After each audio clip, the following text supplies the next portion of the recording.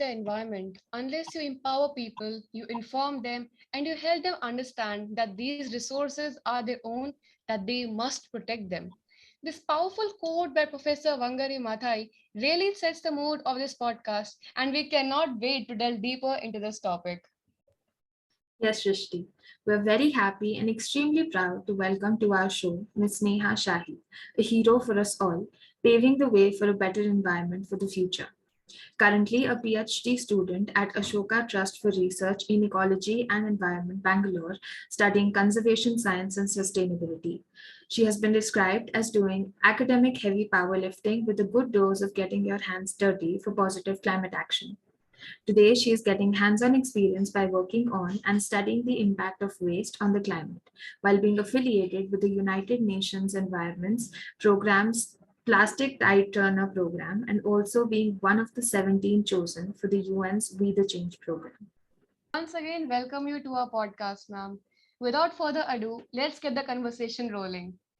What was it that attracted you towards ecology or studying about the environment in particular? Hi, thank you for having me.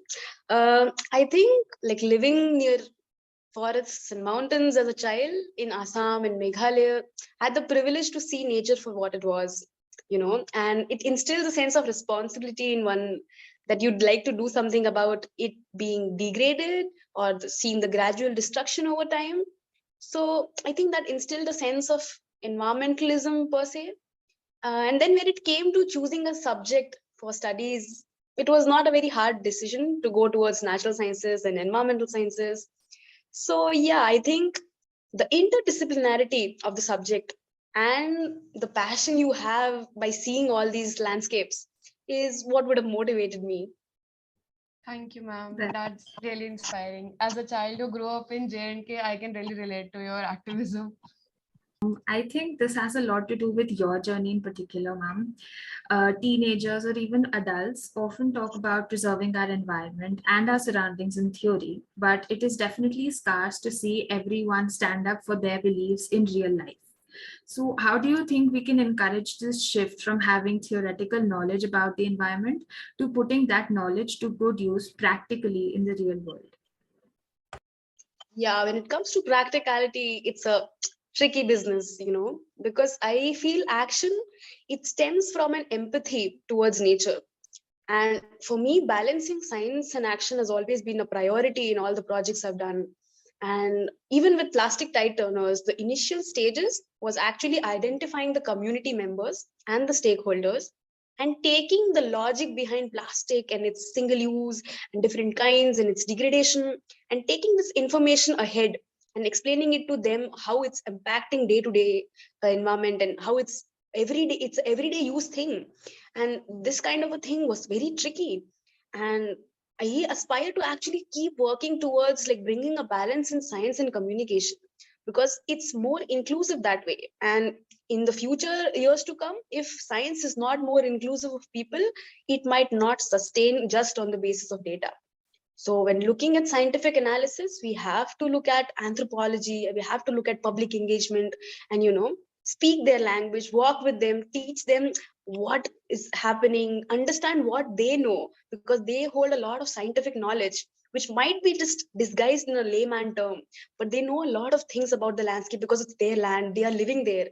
So to actually gauge attention of people, we need science and communication and a balance between the two. So, ma'am, you just laid a lot of emphasis on scientific analysis and data in helping the climate change, reversing the effects of climate change.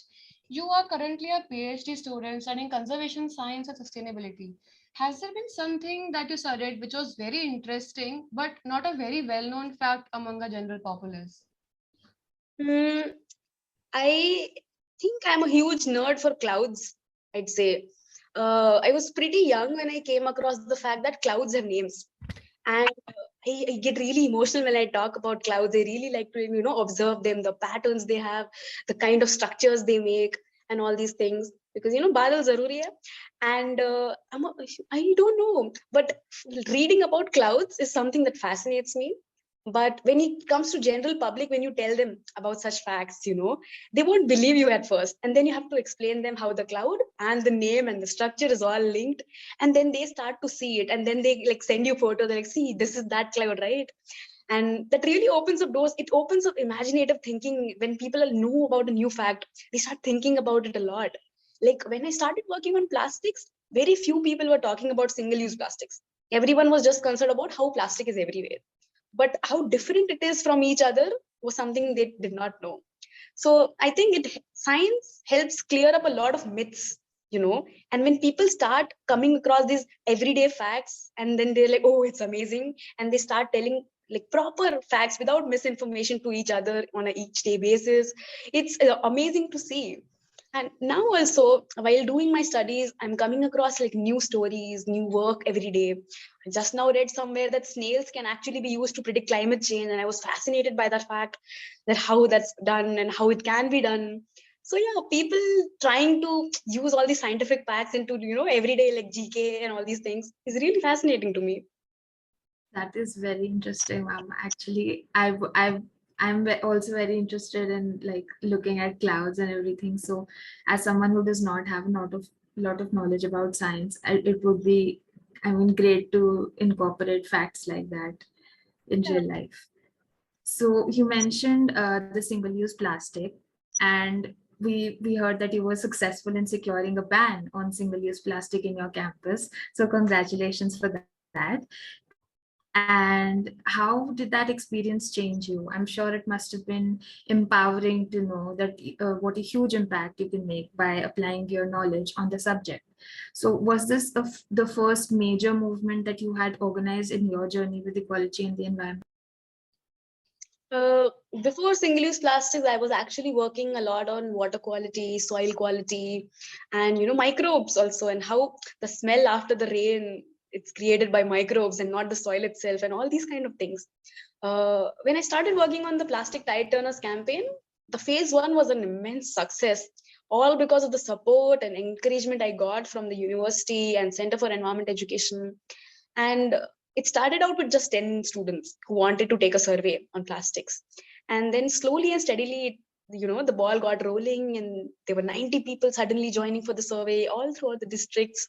And I just gave them a sheet. I told them to go about in the city, ask people their perception on plastic, nothing else. Don't like force them to understand what plastic is. Don't force answer out of them, because that's not the right kind of way to get data. So they went, and I just told them, just meet people. My beautiful team, they went around asking not only vegetable vendors, they asked traffic policemen, they went to nearby municipality, they got people from there.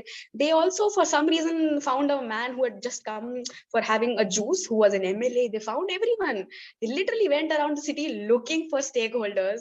And we got a beautiful data set wherein 73% people were, in agreement of the fact that plastic should be used smartly, because an entire ban on a product that is so widespread is dangerous, not only for the environmental problems of it, but also it's creating a lot of livelihoods. The companies that are creating plastics are creating livelihoods. So what alternative will they have? So all these things were done, and armed with all the perception studies and the zest to take concrete action and management, we ensured that the university at least has a framework for the canteen to ban plastics on campus. And it changed to steel cutlery and bamboo sticks and all those things. And yeah, and we reached a larger audience, not just because we use social media, because all these 90 people having their own social media platforms, their own level of engagement. We not just use social media, but also like techniques such as radio and newspaper, because there are different languages and people come from different walks of life. Not everyone is on Instagram. You have to reach out to auto wallahs who are listening to radio all day long. You have to keep reminding them that, hey, please, plastic is bad, huh? All these things. So yeah, an alternate single-use plastic was suggested, and a beautiful team, beautiful encouragement was provided, which is how it became a successful and a positive journey in altogether. That is Yeah. amazing. Kudos to you and your team. So, to continue this conversation only, through your affiliation with the Plastic Tide Turner campaign, you also Yeah. managed to revive an urban polluted stream. How did that go about? So in the tide turners, there were three phases. And in the third phase, we were supposed to commit ourselves to a stream. So we thought, as an easy option, we were seeing plastic everywhere, but as an easy option to monitor something, we picked a nala, which is basically a gutter, it translates to, which was flowing through our university. And we had a running joke in the whole department, because we used to take a sample from it for our laboratory practicals, that there can't be crocodiles in it. And one day a girl claimed, oh, there's a crocodile. I'm definitely sure it's a crocodile. And we had a joke that it's not possible to have a crocodile. This is not our natural system, right? And then we all saw during the flooding that there were several crocodiles and turtles. And then that just instilled something, and we started mapping out, only to realize it's a natural system which now looks like water. And it directly pours into the main river that runs through the heart of Vadodara, which is called Vishwamitri. And this particular stream is called Bhuki. Okay. And the impact I had in first phase, because of plastic tide turners, people already know the kind of work I was doing. So they were really, interested in coming out and like creating new campaigns with me. So that bore fruit here. And I got 10 of my juniors who I was guiding for their dissertation also. And we came up with a plan which not only had like scientific data, but a lot of engineering aspect to it, a lot of architecture involved in it, urban planning and sociology and health perspectives of people living across Bhuki. Because there are thousands of people who are directly living on the banks of Bhuki, be it in formal societies or in informal huts. So it was very important to engage them, because at the end of the day, we might just clean it. We might go back to our universities, get our marks and be done with a degree, but they are still going to be throwing it. So finding that out, and in the later stages, you won't believe, we saw so many people fighting, with the local residents, that you cannot throw anything in this. These students are working hard, and we were there for a sample. We were not for awareness survey. And to see the positive thing of the person actually forcing someone not to throw in it because it's important, it's natural, it will cause flooding, and that was beautiful to see, and that motivated to do even more work, even more monitoring, even during COVID. So yeah, sensitization towards urban ecosystems is also very, very important, because they are really small and they're everywhere. You just have to identify them. They're literally disguised in the city and concrete. That is so inspirational, ma'am. Your team created a whole revolution. That is amazing. So you've campaigned a lot about single-use plastics and the damage they bring, but as you mentioned earlier, sometimes plastic is the only solution. Like disabled people or people with severe health conditions cannot use any other alternatives other than plastic straws due to health and accessibility concerns. Even the medical and healthcare centers use a lot of single-use plastic as disposable materials, sustainable alternatives of which are very difficult to find. So how should we tackle that problem? Yeah, when it comes to the health aspect of plastic, it's really important to have them there, because it's cheaper, it's durable, and it's disposable. When it comes to those people who are, we can easily pick up a glass and drink the water. We don't need a straw. But there are people who are, paralyzed or are not able to pick it up. They need these straws. There are catheters that are needed in hospitals. There are syringes that are needed, masks for that matter during COVID, because we were campaigning on plastics, and suddenly because of COVID, everyone had a plastic on their face 24/7. And that was a problem, because people were discarding it left and right. But then the problem becomes not the plastic, but its disposal, because these are biohazard wastes. And to actually dispose them properly, it takes a lot of steps, a lot of incineration, a lot of management. So that has to be a separate logic altogether, to understand that plastic in the health and the other industries is very different to the plastic in our day-to-day life. A chips packet is a single-use plastic, but you buying from a local grocery shop which is creating its own chips, right? They generally give you in all these like jute packets and all these things, or you will like take a dabba to them and they give you, like Farsan shops in Gujarat have that system. So that is a very different thing. In health industry, it is very important to have that kind of disposability to avoid infection. But in a day-to-day basis, there are better and cheaper alternatives to plastic. So you can, and they are actually more feasible than plastic. Plastic might crumple or something. Jute bags you can keep anywhere you want. So I think that accountability in people should be questioned, and the consumerism for what they're using the plastic for and how they are disposing it. Because until we have a proper segregation system for waste, and also a proper segregated waste collection system, because many people are segregating waste. Like in our hostel, we are segregating waste. In our campus, we are segregating waste. But is the vehicle that is coming to collect it taking it segregatedly or mixing both the dabbas in the same unit? So segregation of plastic from organic waste, from other biohazard waste is really, really important when it comes to managing the problem. Ma'am, that is like very inspirational. And you also talked about a very important facet, which is accountability in people.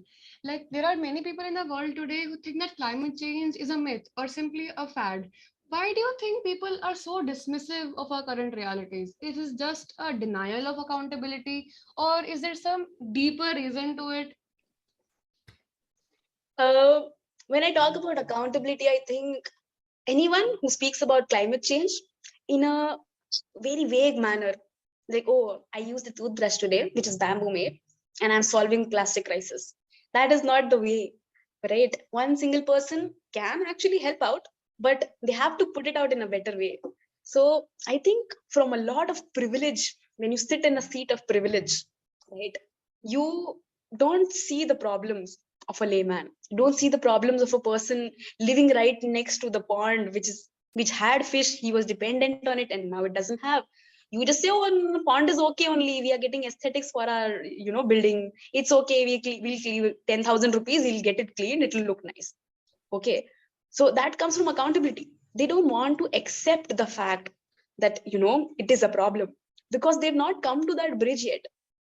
COVID was the only example which literally shunned the whole world. Everyone got affected by it, so everyone talked about it. Climate change is affecting people who are not actually causing them. So then the person causing it doesn't see the problem. You were drinking a bottle of fruity with a straw and throwing it on the street and passing away. It's not your problem. You're going to your home. But the person living on the street has to see it every day. The rag picker has to pick it up, segregate it, sell it again. So it's a problem for the people who are seeing it. And making people see the problems of climate change is crucial. I think with social media boom and photos going viral for forest fires, for droughts, people have started to realize how deep the problem is. But then still, many want to take action but don't know how to. Many don't want to take action because it's not their problem yet. A polar bear dying in Arctic is not a problem of someone living in Delhi, because I don't have ice caps in my city. A coastal fish problem is not a problem of someone living in a landlocked country. But then ultimately, all the systems are connected to each other, and denial won't take us anywhere. We have to accept the fact that even if one ecosystem or if one problem becomes worse, it's going to affect the whole world like it did with COVID. That is so true. And I think one way in which people can start accepting this fact is by, people like you spreading more information about it. And one way of doing this is social media. So a lot of ecologists or social media influencers who are campaigning for climate change and sustainability are of the opinion that individualistic change or shift to sustainable products won't have much of an impact on our situation until and unless the big corporations polluting the resources on a large scale are checked.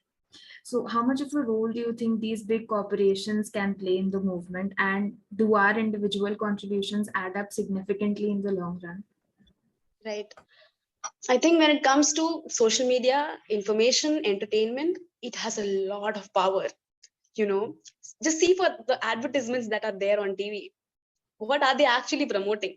The product itself or the idea behind the product itself? I lived in Assam and I never saw a packet of Maggie. I never saw a packet of Lay's, okay, which was so prevalent in Gujarat where I was staying also. But now, when I went a few years ago, it was all available. Was it necessary? Did people want it? Or was it promoted in a way that people wanted to have it? So the corporations always come up with really cool advertisements. Okay. And I think that really impacts the individual's contribution or the individual's will to want it. It's called materialism. And then at the end of the day, I always say that it's consumerism that can drive any sort of pollution. Okay. But then corporations also need to be held accountable. It could not work just by asking a corporation to make a switch. Like Levi's was accused a lot of cloth waste and a lot of dye waste. So they had a CSR component, which is the corporate social responsibility. Now some of their products are having marine debris in it. Dell, HP, all these people like started incorporating waste plastic into their systems, and it's been working properly.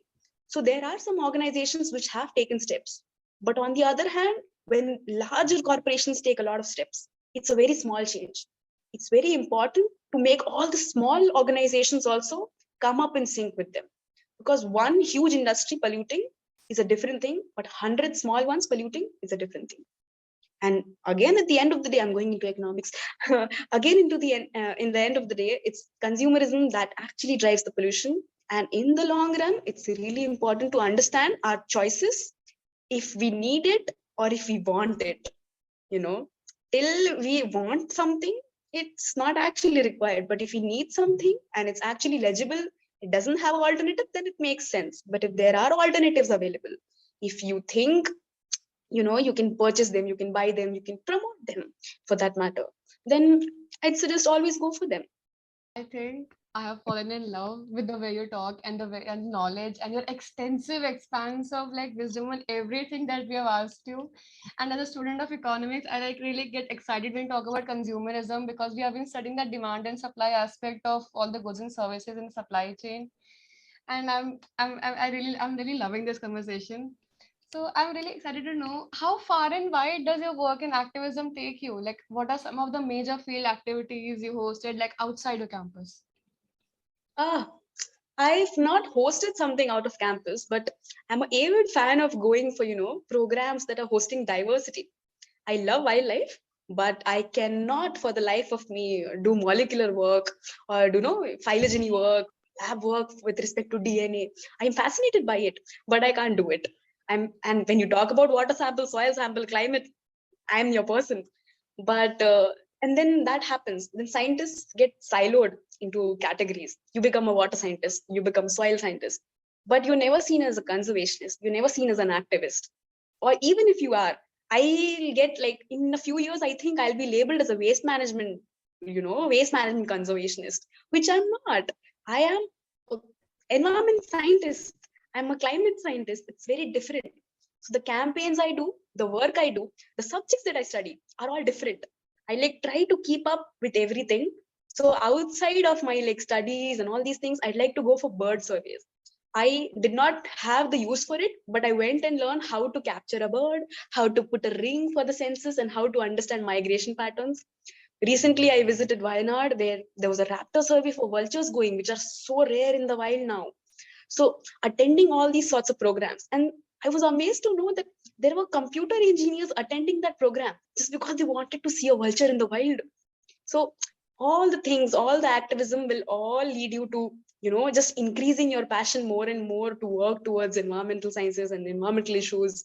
So it's very important to have field activities. Just reading about it won't actually work. You have to be there. And any day, if you even go to a forest even for one day, it'll teach you so much. Listening to a woodpecker knock in the Western Ghats from the top of a peak is a very different experience than listening to a woodpecker on YouTube or reading about what the woodpecker does. So it's really important to have field activities, field exposure, and then bring the ideas from there into your own work, into your projects, and into communication. That is fascinating to know. And many economists and activists are of the opinion that adopting traditional and folk practices regarding nature is the key to heal it. As in the olden times, the human society had a healthy and symbiotic relationship with their environment, and there was absence of mass urbanization. So, what is your take on that? Hmm. I think indigenous knowledge is the best way to protect our natural history, but it's natural history. And going ahead into the future with climate change, I just speak from a climate change perspective because the solutions that worked 10 years ago will not work in the climate for today. Planting trees to get water has a very different science involved behind it. It's not the way. If there is water, the trees will grow. It's not the case that you planting trees will bring water to it. It's different. Even the afforestation programs that happen, they need to be managed properly. In urban spaces also, there was a loss. There was a, as you said, there was an absence of mass urbanization. But then what about food security? If everything becomes urbanized, where will our farmers go? How will they cultivate it? They will have to make a shift from farming to some industry activity or some other livelihood purposes, right? And this knowledge, or the folk knowledge as you say it, is really important. But I've seen it getting exploited a lot by a few organizations. Taking away the credit from a tribal person who's explaining you something is something that should not be done, and is not ethical at all in a society. It's not healthy. Taking away their knowledge and using it as your own finding, as you say it, is very, very wrong. They need to be given the credits because they are the ones in the front line facing climate change. So taking their ideas, taking their perceptions is crucial when planning something, when trying to come up with some solution for them, because it's them who have to face it. So it's important to have a balance between their ideas and the new ways that we can cope up with climate change. Older techniques won't work, but older knowledge, indigenous knowledge, will definitely come in handy when planning something, because it helps you understand how the landscape or how a particular ecosystem was before, how it has changed, and how much you can bring it back. Because you can't reverse the clock anymore. It's beyond reversible now. So at least you can try to stop the wheel from churning these people who are living there. I really like your point of view, and you present a very diverse point of view, which isn't often seen in media as we see it now. So, have you ever, in all your experience, like experienced sexism or discrimination based on gender impeding your work? Or if not, have you seen other examples of this, or would you like to give your take on it?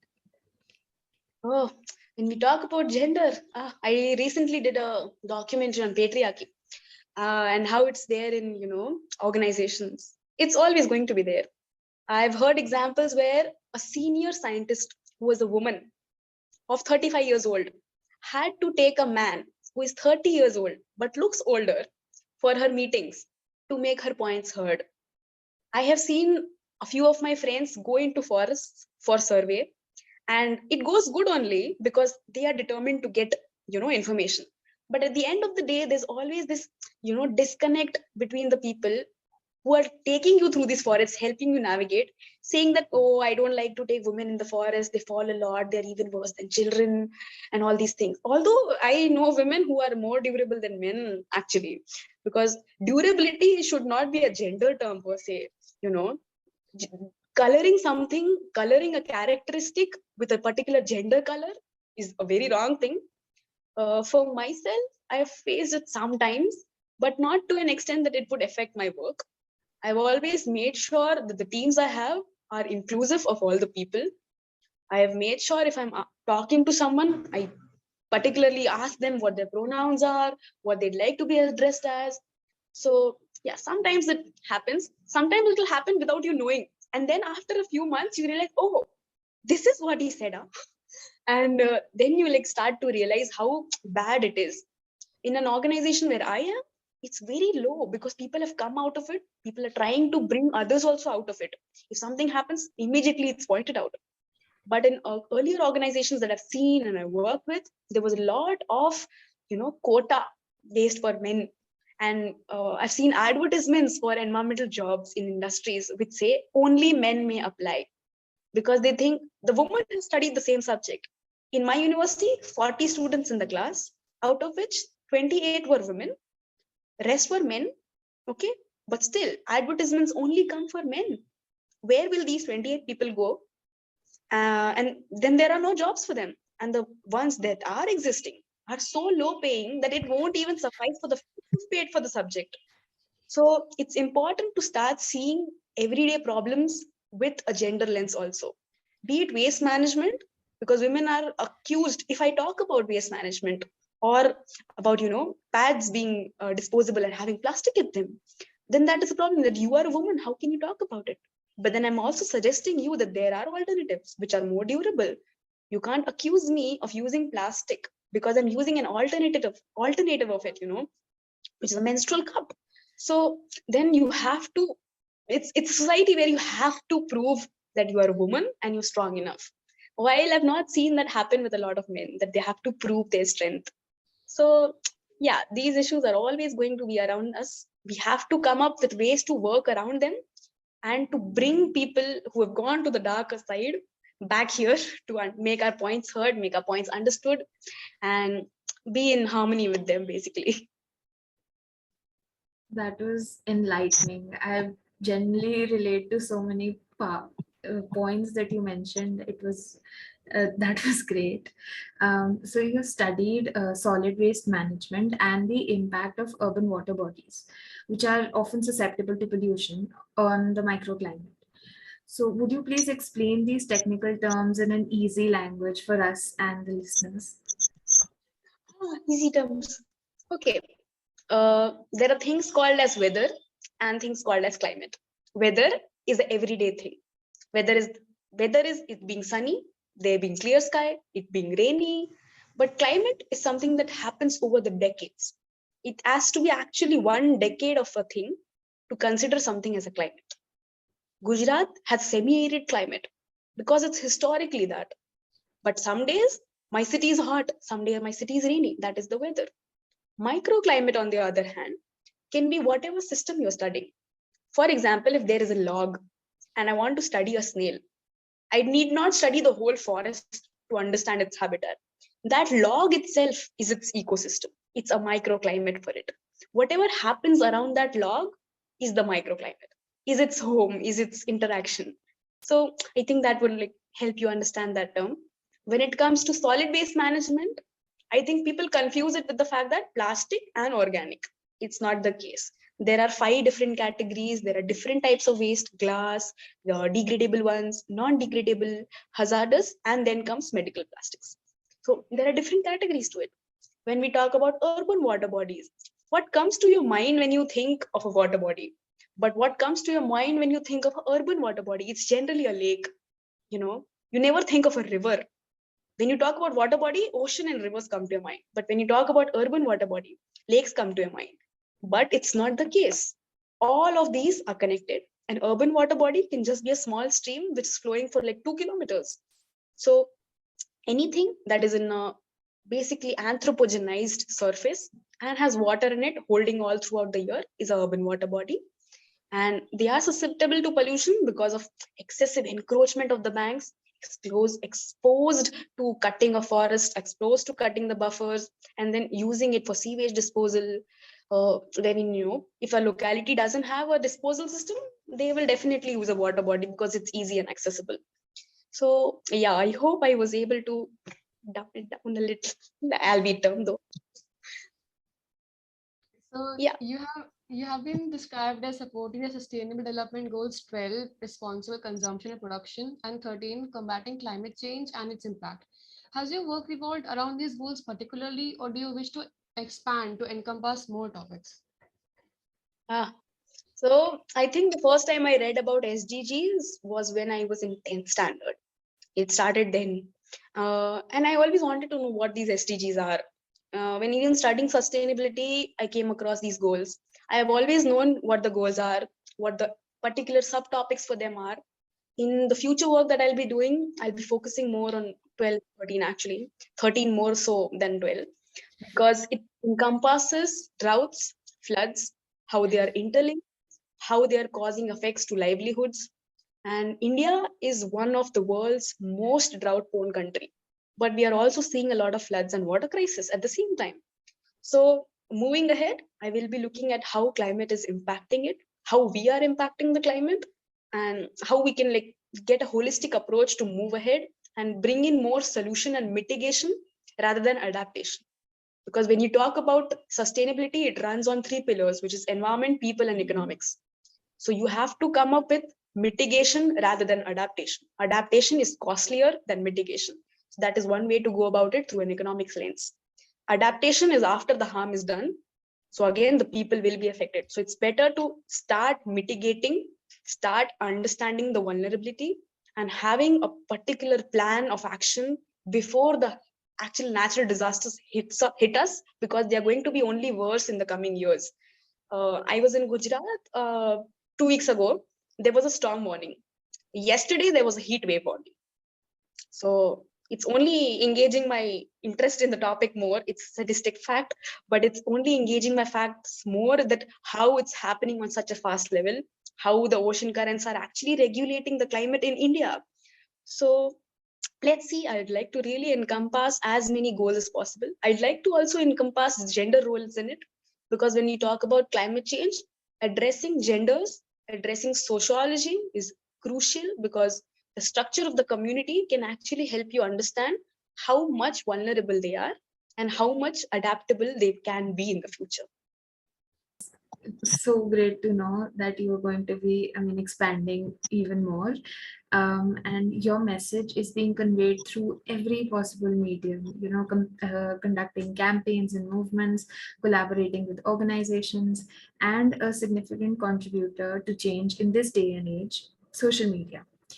You have a personal blog where you speak openly about the causes you stand for. So could you elaborate a bit on what the blog is all about and what it means to you? Oh, so my open public account is actually the blog. I started a blog called Our Common Future, but I've not had the time to, update it. But anytime there's an issue, I'd really like to voice my opinions. I'm not someone who like sit down, wait for things to happen by themselves, wait for solutions to come up. I've always tried to reach out to as many people who wanted help, who wanted guidance through social media. And I think I have to do more. I have to engage a more interesting group of people, because so far I've only been able to reach out to people who are interested in environmental issues, but I've not yet tapped into the feature of people who'd like to learn about the issues, who'd like to know more about the issues. So I'll try to focus my blog more on bringing in people who don't know or consider climate change a myth, as you said, and explaining it to them in a simple term, that how it's impacting them, how they can be the solution and not pollution. And yeah, these kind of things. It needs more work, but let's see where it goes. That's best wishes to you for that. And you have been doing a lot of work, but unwinding is as crucial a part of work as the actual work itself. So, what is that help? What is this thing which helps you collect your thoughts, relax, and calm yourself in stressful situations? Uh, Stressful situations, a definition of my everyday life, I think. uh, i get I get like a random call from my juniors who are still working on the stream, like something has happened. I'm like, oh no, again. And then have to come up with a solution. So stress is a part of everyday life now. I'm trying to deal with it as much as I can. I have a little bit of anxiety, so I have to control that also. But to calm myself, once in 3 to 4 months, I try to go to some natural landscape. Like recently, I went to Kerala because I've not visited it. I had the opportunity, so I took it. Uh, Other than that, if I'm in a city and it's getting worse, on one particular Sunday, I just go to a park, have a picnic with my, close friends. Or else, if nothing, I'm a huge Harry Potter fan. I love sitcoms. I love Marvel. Uh, you name a sitcom that I've not seen, you name a series, a movie that I've not seen. I really like to find out the time to, engage more in the arts and historical drama and comedy for that matter. Because when you see it science, it's about facts. But when you see it all these things, it's about fiction and creativity and drama. And that actually helps you engage into your creativity more. Like a few years ago, nobody had imagined a particular vehicle which was then a fiction in a movie, but now they're making it because it was someone's dream, someone's idea. So all these mediums like connect to each other, and I love making videos and stories and connecting music. So it's always engaging the director part in my head. So it's really fun to do that. And yeah, that is the thing I'll do to unwind on a Sunday or a Saturday. I was about to say it sounds so calming, but you are so diverse with even your hobbies. It's actually idealistic. I would love to do all of this all at once. Um, so Do it all at once, and you can't just have one hobby, because then again it also becomes monotonous. So you need to have a diverse set. Like this Sunday I'm going to watch something, next Sunday I won't watch phone at all, I'm going to paint, next Sunday to that I might watch again and also go out. So you have to keep it diverse, otherwise it doesn't become a unwinding activity. It becomes like a responsibility. Oh, I have to watch it on Sunday, otherwise my brain won't function. It becomes one other sort of OCD which I have tackled, so I know. That is, again, as I mentioned, it's idealistic. I wish I could do that. I'll try to incorporate that in my life as well. So what message would you like to give to all the people who would, listen to this podcast, and what role can we young people play in the movement to heal our environment? Young people. Uh, so there's a question that we ask in CE's webinars. How old will you be in 2050? And people actually think about it. And many are really old. So the answer, I might not be here still. And most of the people answering that I might not be here are people in positions of power.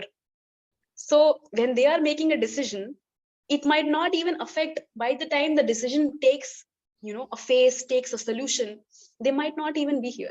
So it's important that young people start fighting for their own right, fighting for their own life for that matter. Because at the end of the day, it's them who's going to face the even brutal brunts of climate change. And then again, empathy towards nature, towards each other, towards different sets of people is really crucial to become a good activist or to even become a good human for that matter. So, yeah, try to be more empathetic, more observant of things that are happening around you. Be it just a bird feeding a small baby, be it just a butterfly or a caterpillar, be it someone spitting on the road. Be observant of how people and their behaviors are changing and how people are trying to change or trying to even get worse. Just try to be more observant, more empathetic, and more fearless, I would say, if you can be. Thank you, ma'am. That brings us to the end of the podcast. And it has been an absolute pleasure to host you today. This session has made us realize how much society can benefit if we have more climate conscious people like you in our midst. It is imperative that we realize the damage that we are inflicting on our environment. And we surely take away from this session all the knowledge that you have given us, and the pleasure of knowing you.